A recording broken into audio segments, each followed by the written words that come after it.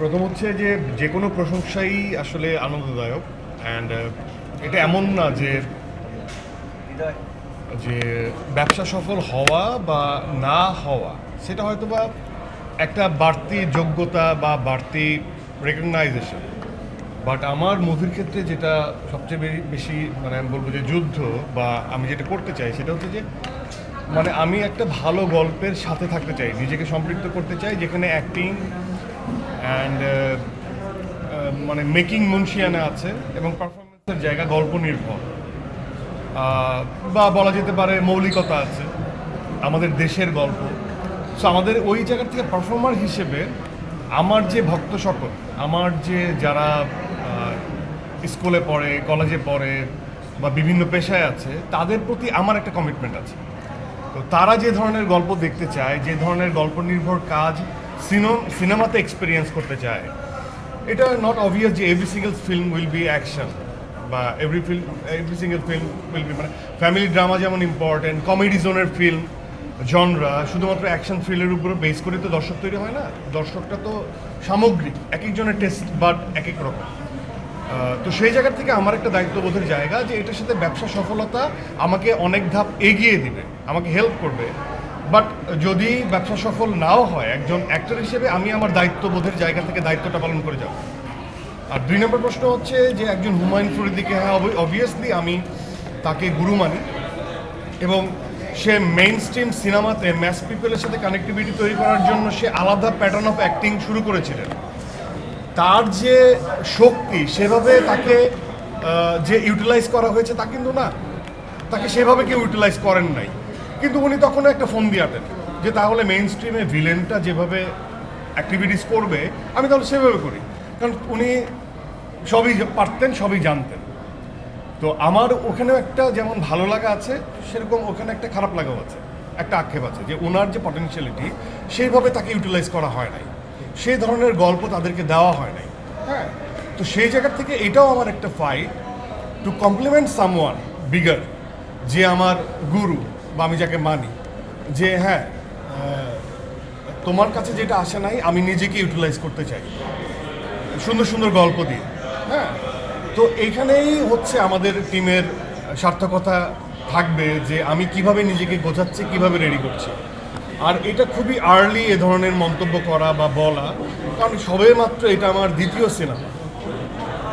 সেখানে আমি ব্লেসড যে আমি একটা ভালো গল্পের সাথে নিজেকে সম্পৃক্ত করতে পারছি, সেখানে আমি ব্লেসড যে একটা ভালো প্রযোজনা প্রতিষ্ঠানের সাথে আমার সম্পৃক্ততা আরও সক্ষতা বাড়ছে এবং একই সাথে পারফরমেন্স নিয়ে প্রশংসা হচ্ছে, মেকিং নিয়ে প্রশংসা হচ্ছে এবং আমার যে কোলাবোরেশন যাদের সাথে, যেসব ডিরেক্টরদের সাথে আমি কাজ করছি সেগুলোও প্রশংসার দিকে যাচ্ছে। সো আমার কাছে মনে হয় যে আমি তো অনেক লাকি এবং আমি অনেক ব্লেসড এবং একই অর্থে আমি আমার জায়গায় অনড়, কারণ আমি গল্প নিয়েই কাজ করতে চাই।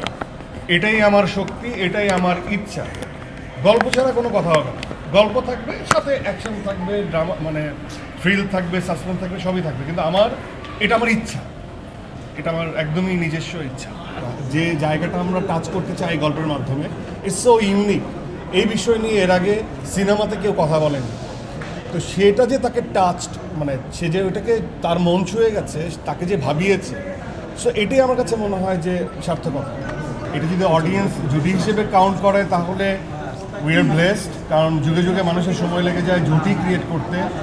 আর যদি ইন্ডিভিজুয়ালিজম নিয়ে কাজ করে যে না, একজন আফরানিশা একজন পারফর্মার, সে ভালো করেছে, চেষ্টা করেছে, একজন তমা মির্জা একজন ইন্ডিভিজুয়াল পারফর্মার, সে তার জায়গা থেকে চরিত্রটা ডেলিভার করার জন্য চেষ্টা করেছে, সেটাও খুব পজিটিভ। আর যদি আমি সর্বোপরি বলবো যে এই যে দাগি, এর যে ইন্ডিভিজুয়ালিজম, এটা যে আলাদা একটা গল্প আকারে যে আমরা সবাই নিজেদেরকে দর্শকের সামনে হাজির করতে পেরেছি, আমার কাছে তো একজন সমালোচক বা এর বাইরেও তো আমি আলোচনা করি, সমালোচনা করি, আমি তো একজন দর্শক। তো দর্শক হিসেবে আমি বলবো যে এই যে ইন্ডিভিজুয়ালিজম, এটাই আমাদের রং, এটাই আমাদের দেশের রং, এটা আমাদের কালচারের রং, এটা আমাদের দেশীয় একটা গল্প। এটাকে যে আমরা ওন করতে পারি, এটা দিয়ে যে আমরা ইমোশনাল হতে পারি, এটাই শক্তি। আর আপেক্ষিকতা কোনটা কত আমার কাছে পারফর্মার হিসেবে সেটা একদমই আপেক্ষিকতা, যে সেখানে আমার success done, I am done. এরপরে ব্যবসা সফল সেটা একজন শাহরিয়ার শাকিল, একজন শিহাব শাহিন এবং সামগ্রিকভাবে টিমের সাকসেস, যে হ্যাঁ যে অর্থটা আমরা খরচ করছি সেটা উঠে আসছে, তাহলে আমি অর্থগতভাবে আমি আবার ইন্সপায়ার্ড হবো আরেকটা এরকম ছবি বানাতে। যদি এটা যদি ভালো হয়, অনেক সময় অনেক ভালো ছবি চলে না, তখন কি হয়, অ্যাক্টরদের কোনো ক্ষতি হয় না বা ডিরেক্টরিয়াল জায়গা থেকে কোনো ক্ষতি হয় না, ক্ষতি হয় এই জায়গা থেকে ওই ধরনের গল্প নির্ভর কাজ হয়তোবা সোসাইটি আর এক্সপিরিয়েন্স করবে না, কারণ একজন আর্থিকভাবে যখন লসে পড়ে। কিন্তু ওই জায়গা থেকে আমি বলবো যে এটা আমরা এত বেশি ব্লেস যে একটা সুন্দর গল্পের কাজ এবং দর্শক, নিউ দর্শক যারা এতদিন হলে আসেননি তারা এক্সপিরিয়েন্স করছে। তো আমি তো এটা তো শোনাই সোহাগা।